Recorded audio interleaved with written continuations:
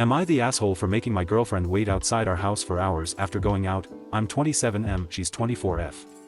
Context is we only have one set of keys because a few months ago our landlord lost his pair and asked us for one of the ones we had, and since we are moving at the end of this month we decided to not make another copy.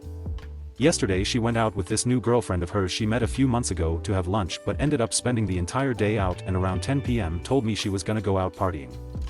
I told her I was gonna go out too, but since she wasn't home and I had the keys I told her what we were supposed to do and she told me to take the keys and said we could come home together at 6 a.m. when the clubs closed because we was gonna be near each other. Clubs were a few minutes walk distance from each other.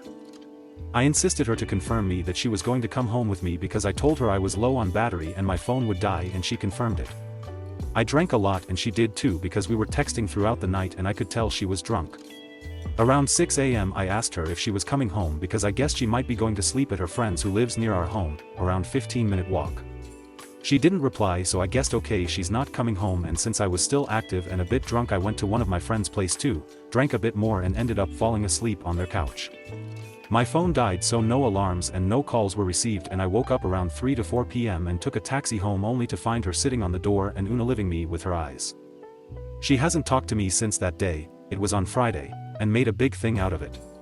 Apparently she came home around 12 p.m. thinking I was there and I wasn't receiving any texts nor opening the door, so she just stayed there until I finally came home. I told her why didn't she just come back to her friend's place which is near our house, and she said that wasn't the point and told me to leave her alone and even hinted breaking up because she can't believe I care so little about her. I do understand she can be mad because she was sitting there for hours, but 1. I did text her at 6 asking her if she was gonna come home as she said, but she didn't even reply until 12 p.m. 2. She could have just gone back to her friends. And 3.